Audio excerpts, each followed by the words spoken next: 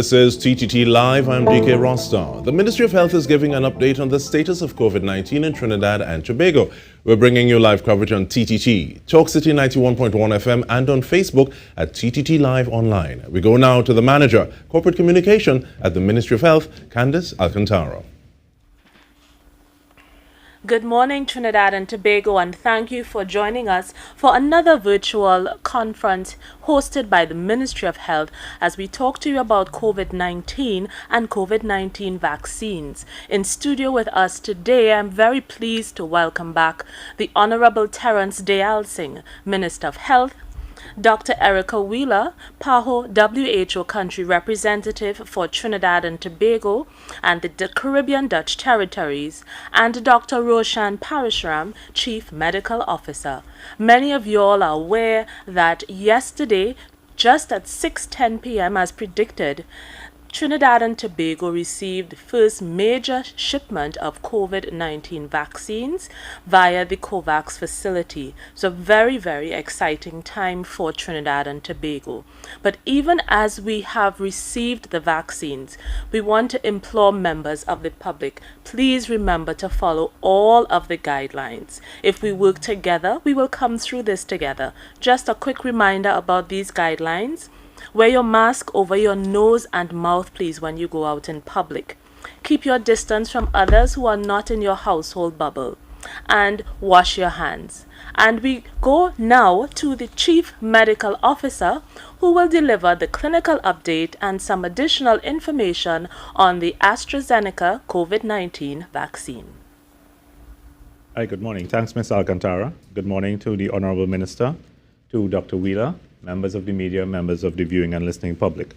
So as is usual, we begin with the clinical update for March 30th, 2021. So the total number of tests conducted thus far at both private and public facilities now stand at 108,693. The new positives over the last 24 hours are reported as 18, now taking us over the 8,000 mark. So we have 8,004 positive cases since the 12th of March, 2020. Our total recovered patients are 7,608. Total active cases now stand at 254. Our total persons in home isolation of that group, 216. And those persons in hospital now stand at 16. The total persons in step down are at 4, and the total persons in state quarantine, 313. Breaking down the hospital patients, total of 16. 8 of those are at the Couva Hospital and Multi-Training Facility. No one in ICU, no one in HDU. At the Cora facility, there are 5 persons, and at the Scarborough Regional Hospital at Fort King George, there are 3 persons. With regards to state quarantine facilities, there are at Cara Suites, 32 persons, Cascadia Hotel, 8 persons, Chancellor Hotel, 8, Daybay Halls, 29, Home of Football, 28 persons, Capox, 77, Lorena B, 16, Napa, 10, Paria Suites, 18, Regent Star, 42, Tradewinds Hotel, 19. So if I can have my first slide. So what we'll be discussing a bit today, as you know, the first batch of vaccines we got is indeed the AstraZeneca vaccine from the South Korean plant. So we'll just give a little bit of detail about this vaccine in particular, some vaccine facts. So starting with the first slide, of course, is AstraZeneca Oxford vaccine is an adenovirus vectored vaccine. And a vector vaccine really is a vaccine that is transported via one virus into the human body, and of course represents a small portion of the virus, COVID-19 in this case, that we want to gain protection against. So the spike protein in this particular instance is utilized to create that immune response that we want, producing antibodies and memory cells that will be able to recognize the virus, so that if a person subsequently becomes infected with COVID-19, they already have antibodies that can protect them against this particular disease. Next slide. So it is recommended at this point that all vaccinated individuals receive 2 doses of the AstraZeneca vaccine, and the recommended schedule of dosing as of now from WHO, it's a 0.5 ml for each dose with an interval of 8 to 12 weeks. So just to give you a little history about the 8 to 12 weeks, as you would have recalled, the manufacturer of AstraZeneca in the early days of the epidemic, when they had just started to use AstraZeneca, recommended 21 to 28 days between the first and the second dose. Some countries, because of the way the epidemic was spreading, they wanted to have that first dose given to a larger portion of their population, holding the second dose back a little while. And what happened is what they realized is, having held the second dose, the efficacy would have gone up thereafter, giving the second dose between 8 and 12 weeks. And that's what we found in the phase 4 trials. WHO subsequently changed the recommendation for maximal efficacy to go between 8 and 12 weeks. And that's what we are using in Trinidad and Tobago at this point in time. Next slide. So there should be a minimum interval of 14 days between administration of this vaccine and any other vaccine against other conditions. Meaning, if you would have had the, for example, influenza vaccine before, you have to wait at least 14 days before you have the first dose of this particular vaccine. This recommendation may be amended in the coming days or weeks based on, of course, clinical trials as it is ongoing. Next slide. Right, so it is currently recommended that the same product, meaning AstraZeneca, be used for the first and second dose, meaning not using the AstraZeneca for the first dose and, for example, the Pfizer vaccine for a second dose. However, it must be stated that WHO has given us guidance in terms of using the AstraZeneca vaccine from one particular manufacturing site and a second dose from another manufacturing site. So the SAGE group of WHO was asked that specific question in our weekly meetings with them last week, and they have indicated interchangeability in terms of one site. So, for example, we have received a South Korean manufacturing batch. If we give the second dose, for example, out of this Indian manufacturing site, there will be no issue at all with regards to the vaccine itself. Next slide. So when we look at some target groups and some contraindications, persons aged 18 years and over should receive the AstraZeneca vaccine in the first phase, and this is the recommendation coming out of WHO at this point. There are ongoing trials in the UK and other parts of the world with regards to going less than this age group. There's a trial with persons for this particular vaccine, 6 to 16 years of age. There is trials ongoing for other vaccines between 12 and 16 years of age. That includes the Pfizer vaccine and the Johnson & Johnson vaccines. When that data becomes available, we may amend this, but for now, Trinidad and Tobago is using 18 years and above to receive the vaccine. The WHO also recommends that vaccines for use in persons aged 65 years and over continue, and in alignment with that, Trinidad sets the lower limit of 18 years, and there's no upper limit in our vaccine schedule. Next slide. Those persons that should not get the AstraZeneca at this point, and again, the same point for now, persons less than 18 years of age, persons who are pregnant or breastfeeding, it's not recommended at this point in Trinidad and Tobago, persons with a history of anaphylaxis to any component of the vaccine, and persons who would have had an anaphylactic or allergic type reaction when they get the first dose of this particular vaccine. Next slide. Right. This slide relates to persons who would have had active infection with COVID-19 in Trinidad or any other part of the world. So once you're confirmed as positive for COVID-19, the rule and WHO recommendation stands for now that persons should wait at least 6 months from the onset from a positive PCR test before you get vaccinated. And that's to ensure that the acute phase of the illness, as you know, there can be long COVID, and we want to ensure that the acute phase has passed before we vaccinate. Okay. I think that brings me to the end of the presentation this morning. Thank you, Ms. Alcantara, for the time. Thank you very much, CMO. And as mentioned before, yesterday Trinidad and Tobago received a significant shipment of COVID-19 vaccines via the COVAX facility. And in that regard, we have Dr. Erica Wheeler here to deliver her presentation on this matter.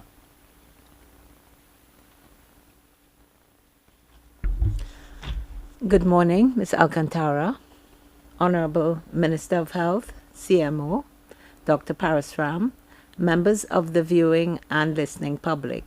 As you've just heard, we are in the very happy position that the revolving fund acting on the distribution of vaccines from the COVAX facility have sent the first tranche of the 100,800 doses to Trinidad and Tobago as planned before the end of March.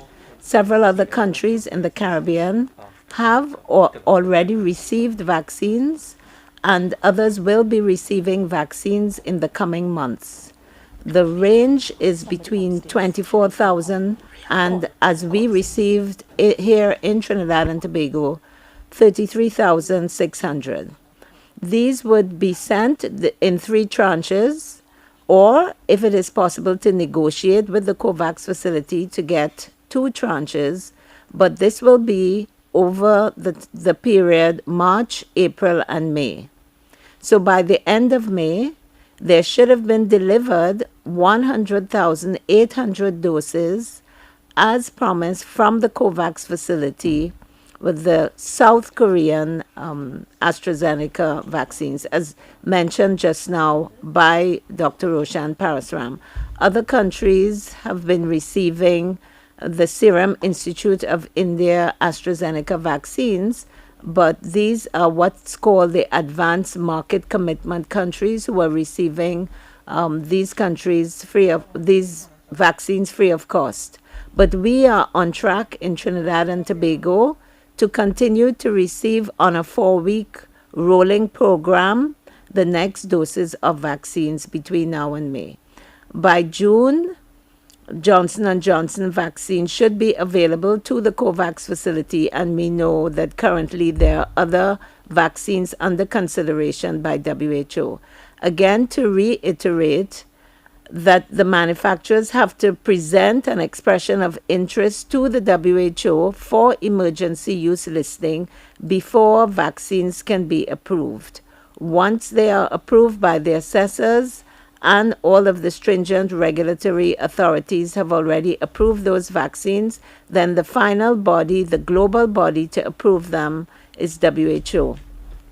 In keeping with this, the government of Trinidad and Tobago has waited until AstraZeneca has been approved by WHO, and now we are in the favorable position that we have the first tranche of vaccines. We will continue through our revolving fund for vaccines, to procure vaccines on behalf of the people of Trinidad and Tobago, and continue to work very closely with the Ministry of Health on the rollout of the vaccines in the coming months. Thank you. Thank you very much, Dr. Wheeler, and we're quite pleased to continue to work with PAHO, who has given quite a bit of support during this national response to COVID-19. And we return to Dr. Roshan Parasram, who has one additional piece of information to share with the public. Hi, yes, thanks, Ms. Alcantara. So, after receiving the vaccines yesterday, it was taken to C40. What we found out, 2 things. So we look at the temperature excursions to see if there were any, and we're happy to say that this vaccine was kept between 2.1 and 2.3 degrees for the entire journey from its starting point all the way to Trinidad and Tobago and to C40. So it is in very good condition in terms of the temperature storage. Also, what we noted is that the expiry now says to us that the vaccine is due to expire on the 31st of May, 2021.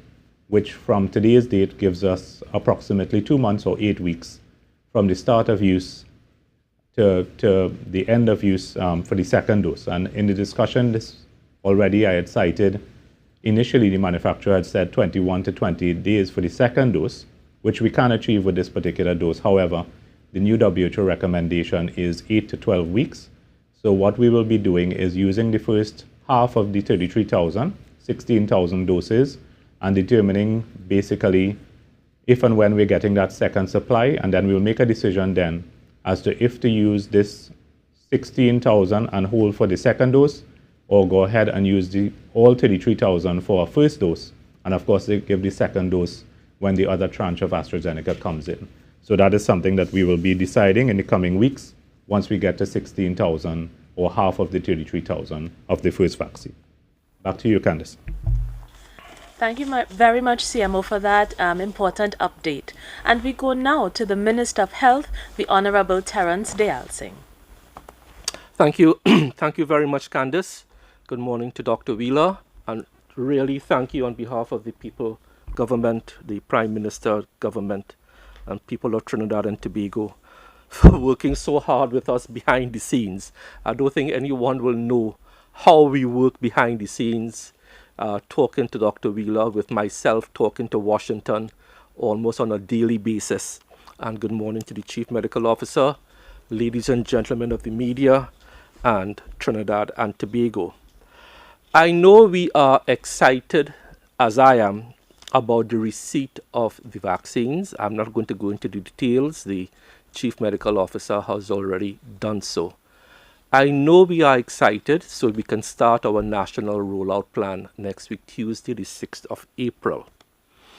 However, that excitement has to be tempered, and it is my job this morning, unfortunately, to temper that excitement by injecting, and I use the word injecting deliberately, pun intended, by injecting into our consciousness a sense of reality about where we are in this COVID-19 pandemic.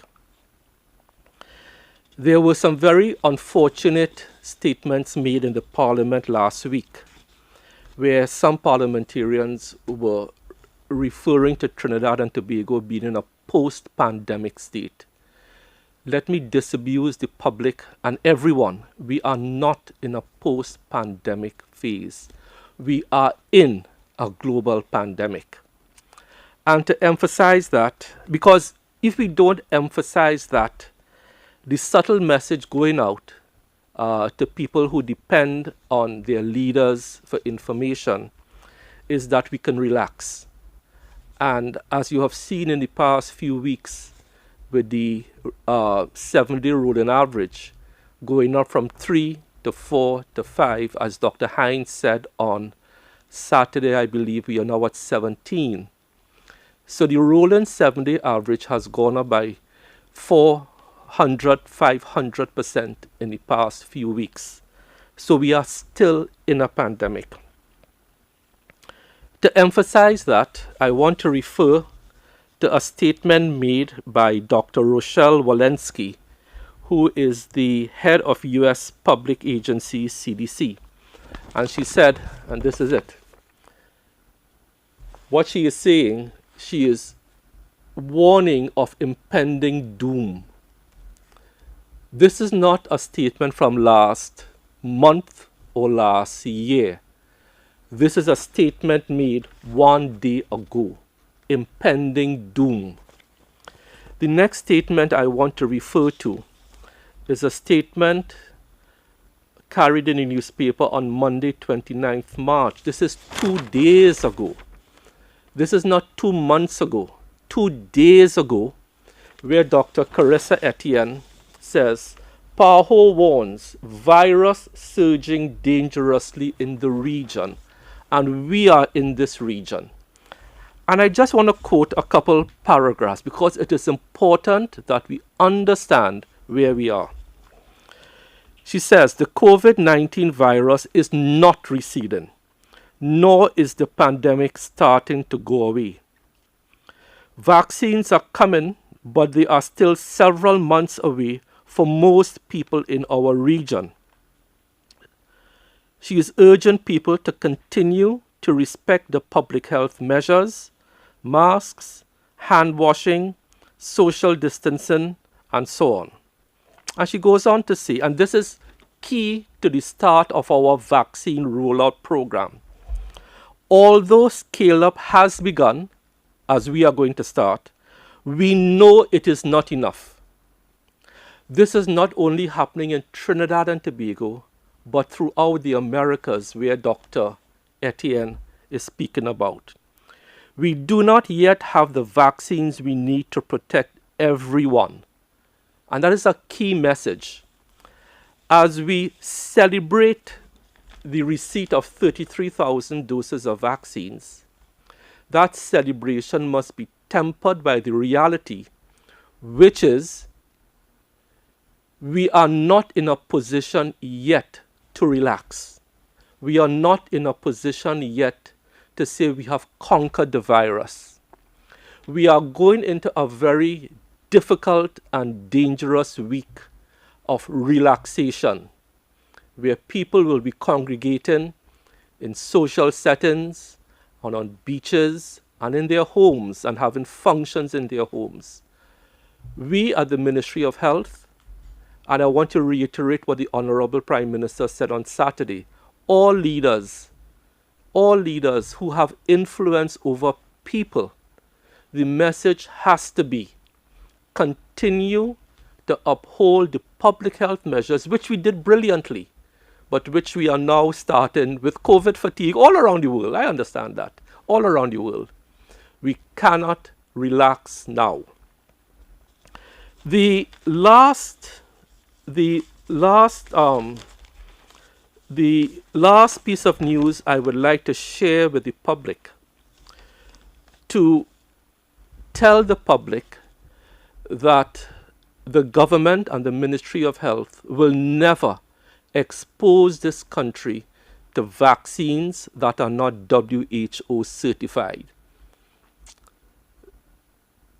And we have said on this platform that I, as your Minister of Health, will never sacrifice safety for expediency. There was another article in a same Monday 29th newspapers. I wouldn't show it because I don't want to name the country. It is there. But the headline goes like this: false COVID vaccine detected in, names the country. The country is irrelevant. What is important to us is that there are false vaccines circulating in the Americas. And it goes on to say it may still be in circulation in the Americas, and we are part of the Americas. The article says, falsified COVID-19 vaccines pose a serious risk to global public health and place an additional burden on vulnerable populations and health systems. It is important to identify and remove these from circulation. And it is important now that you get the details.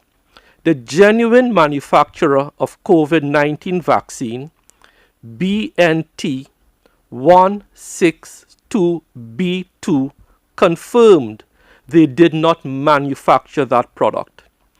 The batch number and expiry dates are falsified. The glass vials and labels are different from the COVID-19 vaccine BN2 162B2 vials. WHO requests increased vigilance with the supply in the supply chains of countries and regions likely to be affected by these falsified products. Increased vigilance should include hospitals, clinics, health centers, and this is the crucial part that I have been talking to the public about: wholesalers, distributors, and other suppliers of medical products. That is why we at the Ministry of Health have taken such a proactive stance in protecting the population from suppliers and distributors who claim to have access to vaccines. Falsified vaccines are in circulation in the Americas. As a last example to show you how easily a country can be duped into purchasing vaccines because some countries are desperate.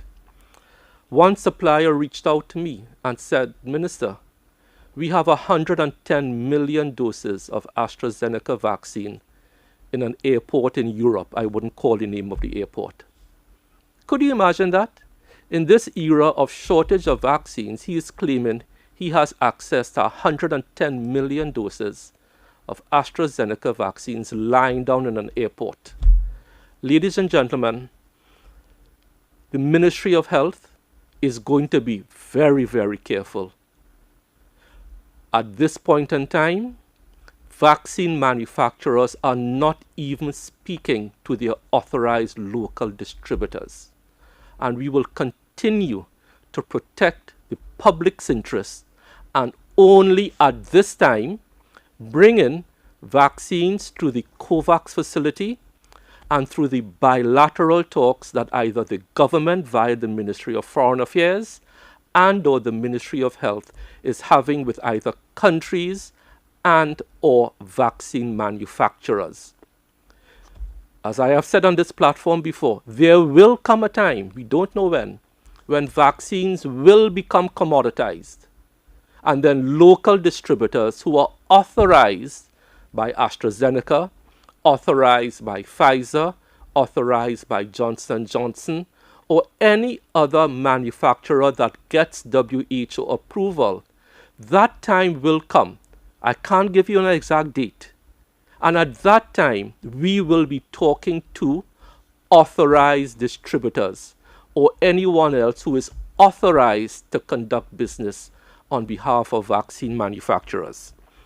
So my 3 takeaways this morning. 1, yes, let's be happy we have received the vaccines. 2, the vaccines does not mean that we can relax. We have to continue our public health measures. And 3, we will continue to protect the lives and safety of all citizens by only bringing in WHO-approved vaccines from authorized sources. Thank you very much, and I hope this clarifies many issues. Thank you very much, Minister Dayal Singh. And as we move into the question and answer segment of this conference, we ask our media representatives to indicate the name of the media house that they represent and their name before posing 2 brief questions, please. And please pose both questions at the same time. We begin with 98.1 this morning.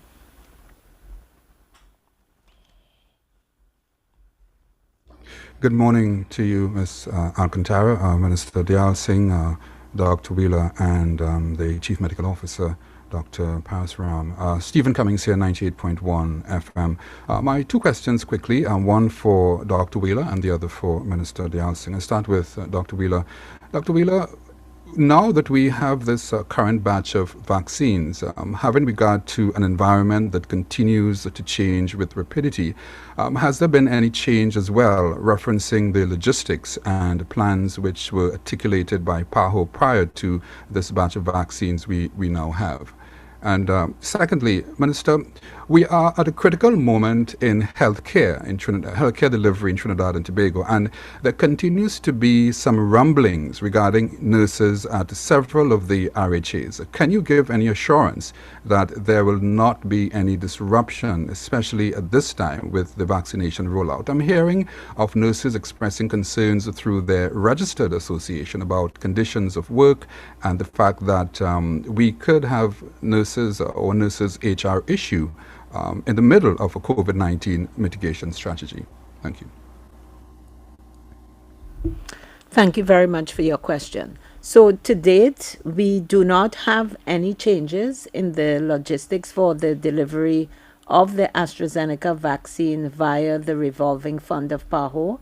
I know that it is the Serum Institute of India. There's been a reduced quantity of vaccines for the advanced market commitment countries because India is now vaccinating persons 45 years and above rather than 65 years and above. So there has been a dip in the quantity of vaccines going to the advanced market commitment countries. But PAHO is still very much engaged in discussions with the COVAX facility. And to date, we still have the commitment of the 4-week rolling wave of delivery of vaccines up until May of the AstraZeneca vaccines coming out of Korea. Thank you. Thank you, Mr. Cummins, for your question. I always run these issues via our National Director of Nursing, Nurse Betty Ann Pilgrim, and the CEOs. I meet with the CEOs tomorrow morning at 8:30, and I will surely raise the issue with them. Thank you very much. Thank you very much, Minister. And now to IETV, please. Hi, good morning, everyone. Bina Mahir from IETV. I have 2 quick questions, perhaps for Minister and Dr. Wheeler. Can we have an update on the 140,000 vaccines from India and China? When can we expect those vaccines to come in the country? As well as, Minister, can you suggest a timeline for the general population to be vaccinated? And my final question, are we prepared for a possible outbreak of COVID cases post the Easter vacation? Thank you. Thank you. So you got in our third question there, Bina. Very good. So we have no timelines yet for the receipt of vaccines from India and China. What we have done is set up the team between Ministry of Foreign and CARICOM Affairs and Ministry of Health. India has indicated that they are in fact going to provide us with 40,000 doses. We continue to work with the embassy, and when we have timelines, again, we will alert all. The issue with China, as we said, once the Sinopharm and or Sinovac vaccine from China, manufactured in China, receives WHO approval, so far, all things being equal, we are looking at the end of April. We have already indicated to the Chinese embassy. I met with His Excellency and the ambassador on Monday. We have placed what is called an indicative order, and then once the WHO signs off on it, it turns from an indicative order into a factual order. As timeline, as you can appreciate, as we have always said, we can't give a timeline. I want to refer to what Dr. Etienne has said. Although scale-up has begun, we know it is not enough. We do not yet have the vaccines needed to protect everyone. This is a global problem. This is not a Trinidad and Tobago situation. I want to keep repeating that. The shortage of vaccines is a global problem. And I'm quoting Dr. Carissa Etienne. No country, very few countries in the world that depend on COVAX, and small countries like us that don't manufacture vaccines, or even larger countries, simply don't have the control over manufacturing sites. And the Americas is caught in that. So it is difficult to give you a date, a timeline. Once vaccines reaching in the numbers and the uptake is what we expect, then we could start to talk about timelines. But it'll be very difficult to give you a timeline now. Thank you.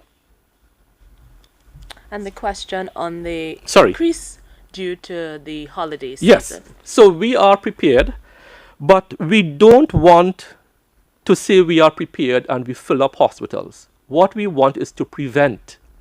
And that is why, from the Honorable Prime Minister, His Grace the Archbishop, the Commissioner of Police, are all asking people to conduct themselves in their social settings responsibly this weekend. So we don't have to utilize hospitals. Prevention is better than cure. An ounce of prevention is better than a pound of cure. Thank you very much. Thank you, Minister. And we go now to Newsday, please. Are we ready for Newsday? Wonderful, Miss Mackenzie. We don't seem to be hearing Miss Mackenzie. I don't know if there's a... Hi, good morning, Wonderful. everyone. Good morning. We can hear you now. Okay, good. Rihanna Mackenzie from Newsday here. Okay, so my first question, what is the process for booking an appointment if you qualify for the first phase of the rollout? Can frontline workers reach out to the ministry, or will the ministry contact them directly and make those arrangements?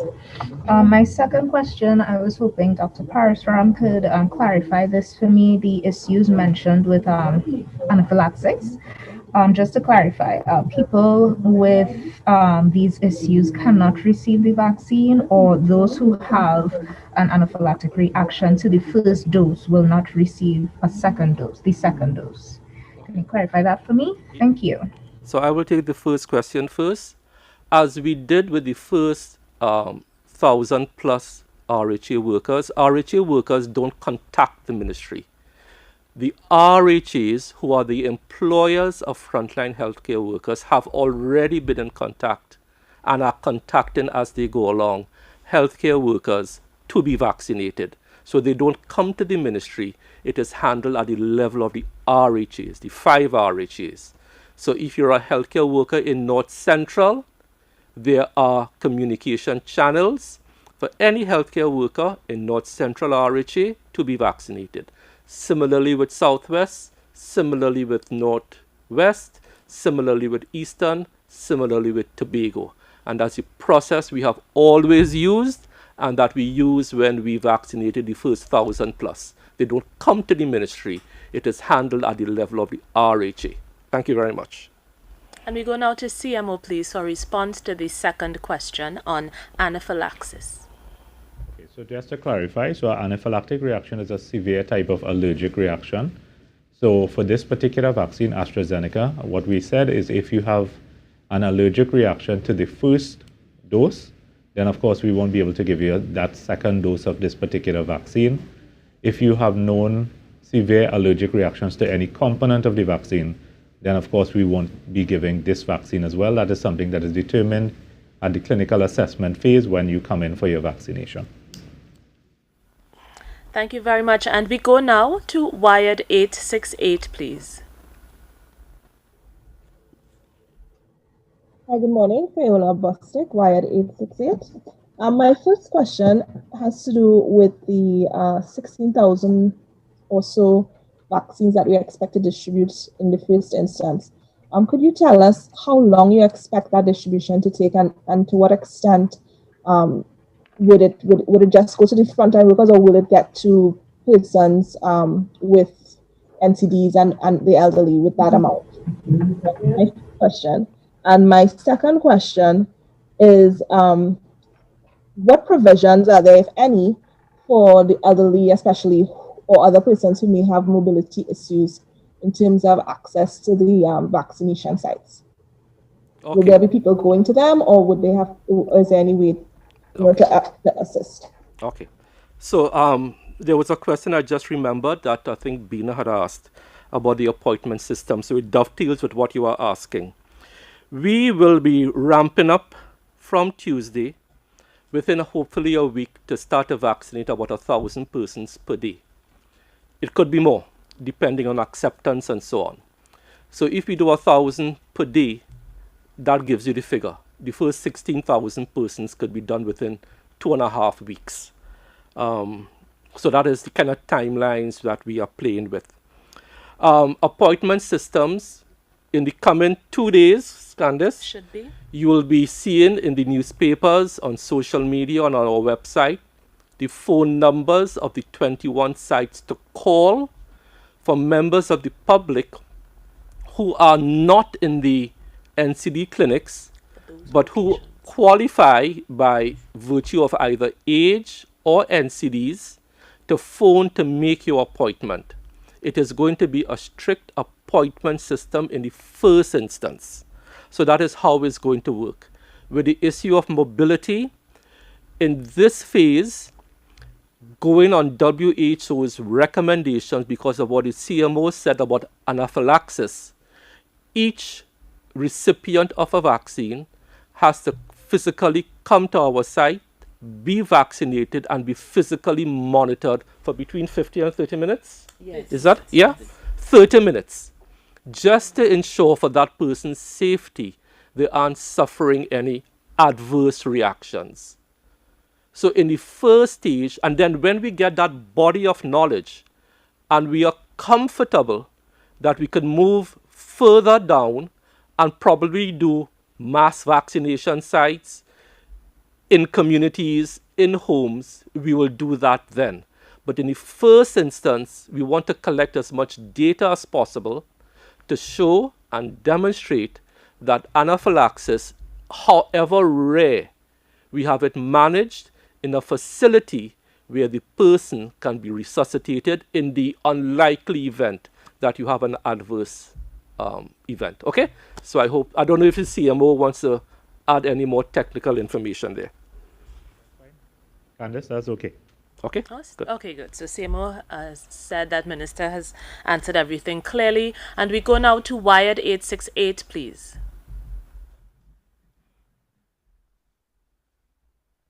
my apologies. AZP News. We just had Wired 868. AZP News, please.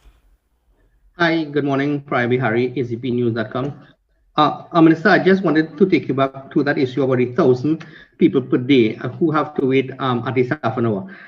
Do we have the facilities? Because that means if you look at an 8-hour day, we would have to keep 125 people an hour at least there, at that facilities. I mean, that seems a lot of people, to be at these health centers. I don't know if there are the proper things are being put in place for that. And my second question has to do, I'm a bit concerned about the expiry date of these vaccines at the end of May, because if someone gets the vaccine starting on Tuesday, which is 6th of April, 8 weeks from that, it takes us to June.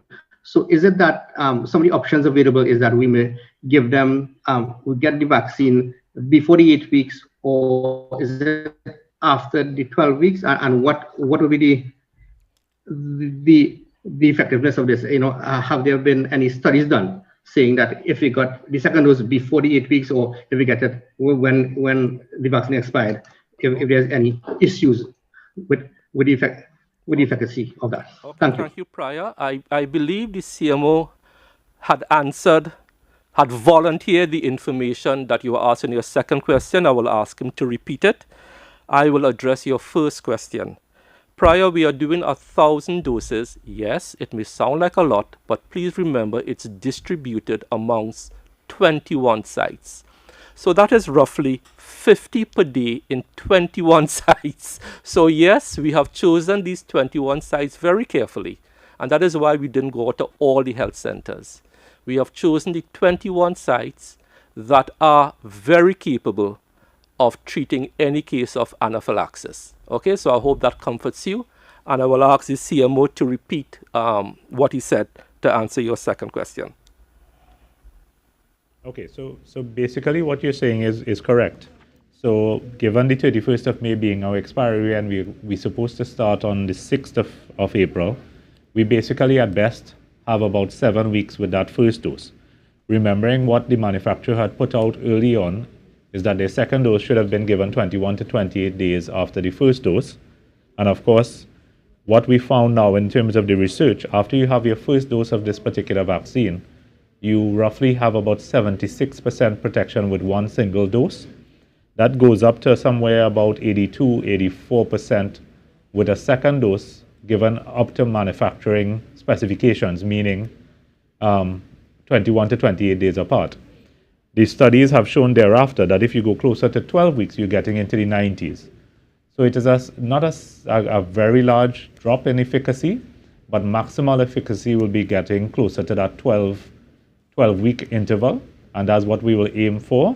But again, it's available, depends on the delivery of that second tranche of AstraZeneca, and I will make that decision in the coming weeks when we get to the halfway point, which is just over 16,000 vaccines, as to whether we are going to give that second dose with this first tranche, or to give it with the second tranche that we receive thereafter.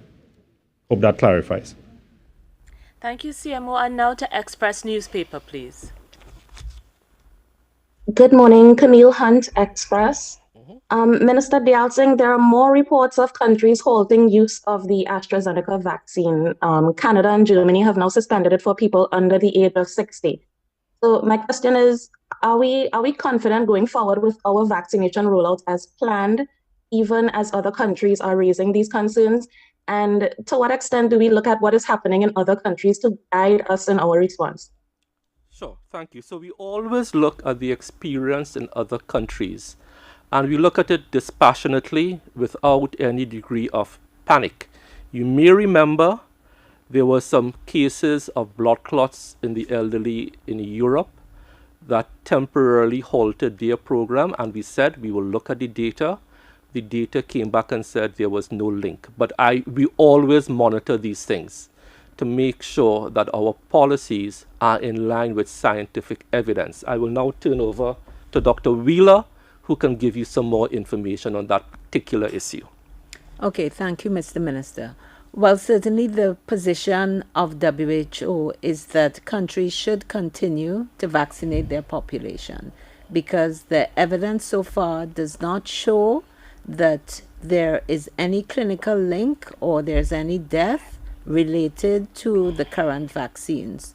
Of course, countries are sovereign, the governments are sovereign, and therefore they can make decisions based on whatever their political issues are. But if we look at the science, there is nothing that says that there should not continue to be vaccination using AstraZeneca vaccine. And I think we need always to be careful. And yes, it is very easy to digest misinformation. And of course, people are suspicious that the vaccines were produced too quickly. But please remember that when WHO gives an emergency use listing, it's usually on the basis of several other what we call stringent regulatory authorities also approving the use of the vaccine, like in the USA, FDA, in Canada, in the UK, and then in Europe, the European Medicines Agency. And then all the assessment is done by teams globally to come up with recommendations. And there's also a committee called SAGE, which looks at the global advisory on vaccination and immunization. So to date, we have not received any clinical scientific information that says that will cause countries to stop vaccinating the population. Our position is that we want to preserve life. We want to stop persons from becoming ill, from being hospitalized, overwhelming the health system, and of course we want to stop people from dying. So therefore, as far as the WHO position is concerned, we still want to encourage countries to continue to vaccinate their population. Should any other evidence at any point in time become available, of course it would be shared, but to date, there is nothing which suggests that there's any scientific basis for the halting of vaccination. Thank you. Thank you, Dr. Wheeler. And we go now to TV6 News, please.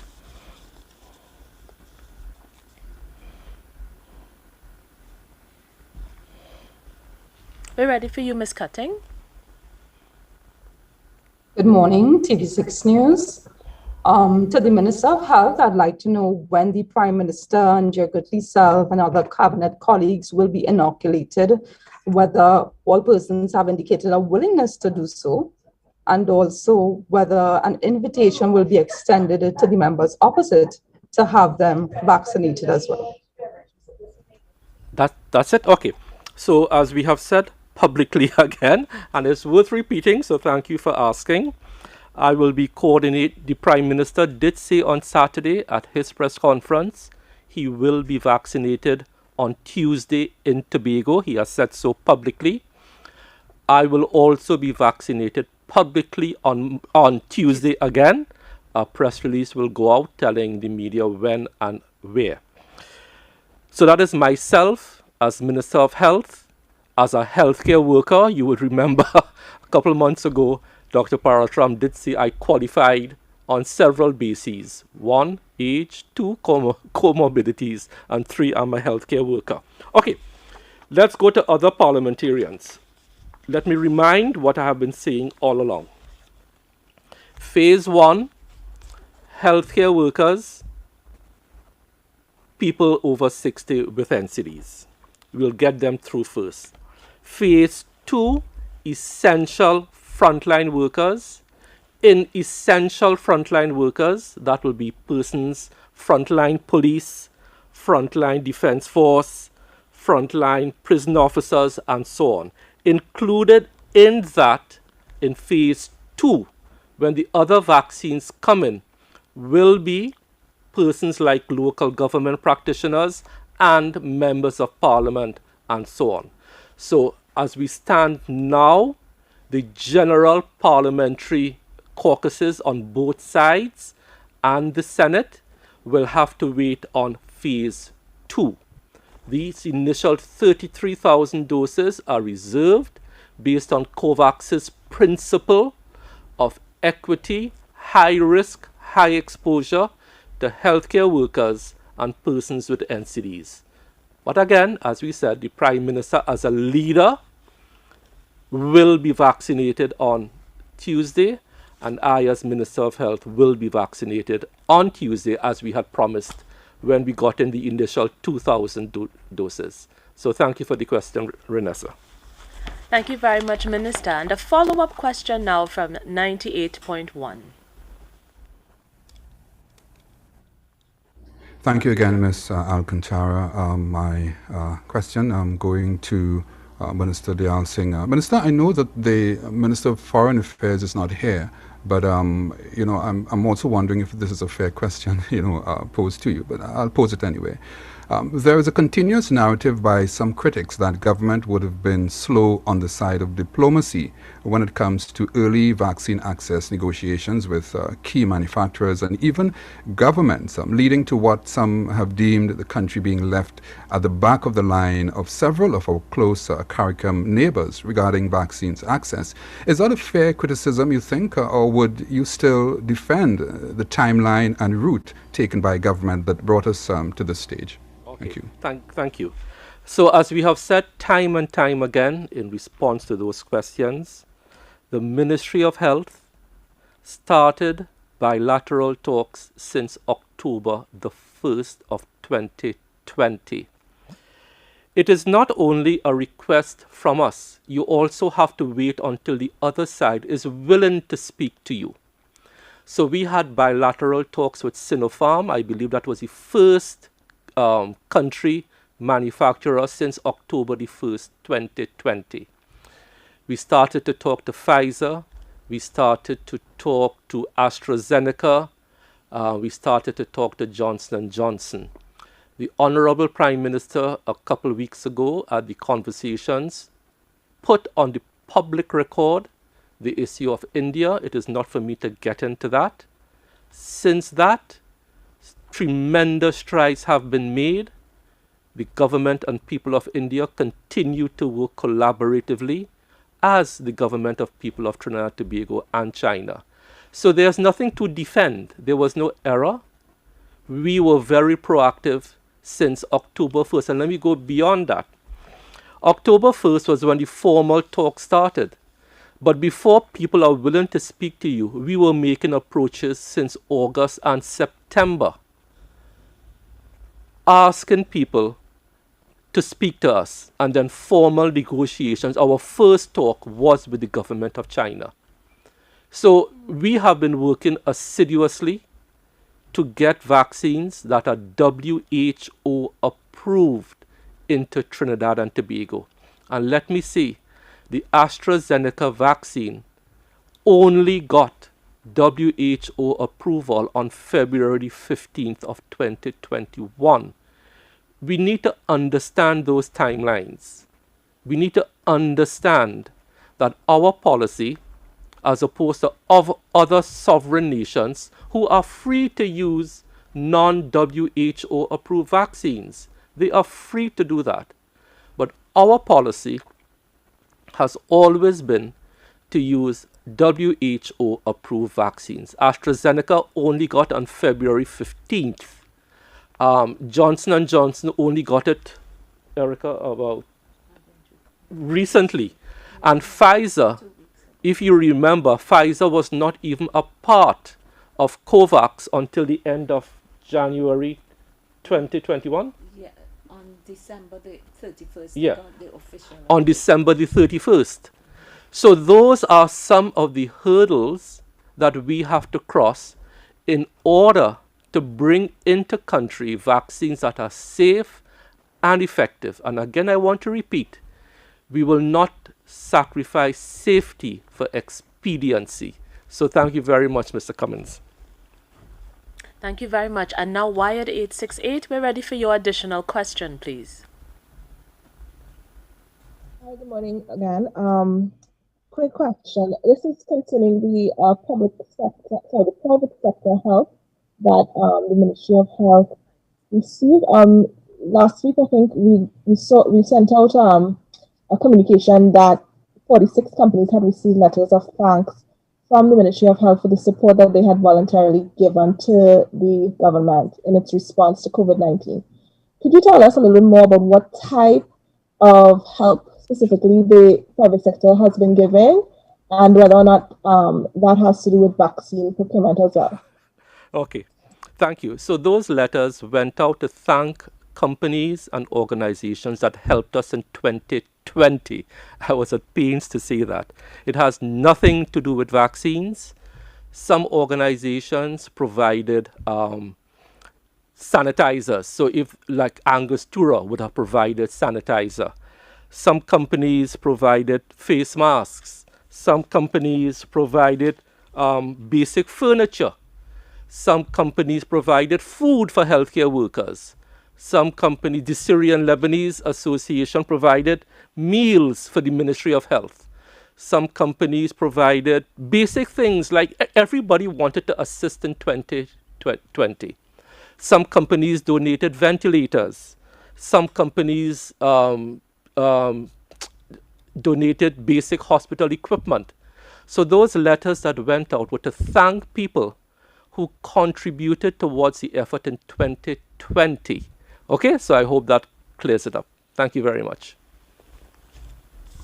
Thank you very much, Minister. Follow-up question from AZP News now, please. Hi, good morning again, Prior here, AZP News. Minister, I'm getting a lot of questions about the appointment system.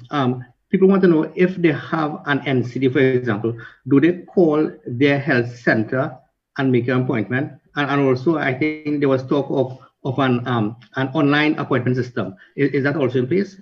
Can you just clarify that, or would it be contacted, or should they call the health center if they are part of the vulnerable group? Okay, so thank you for the question again, and it's again worth repeating. We will be publishing within the next 2 days. The list of the health centers is already out. So persons in the communities already know the health centers. We will be publishing within the next 2 days the telephone numbers of the health centers where persons can phone in. And yes, there is an online system. So we're trying to make it as easy as possible for those who use the technology and for those who don't use the technology. But this is going to be local to communities. You can even walk in and make your appointment to come in on non-clinic days if you're a member of the general public. So thank you for the question. Thank you very much, everyone, for participating. We have come to the end of today's virtual media conference. And everyone, we have come such a long way in the COVID-19 response because of our collective efforts. It's challenging, but please let's motivate ourselves and each other to remain vigilant. Even though we've received this significant number of vaccine, we must all still wash our hands, watch our distance from others, and of course wear our mask. We end with a video montage of the arrival of vaccines yesterday evening.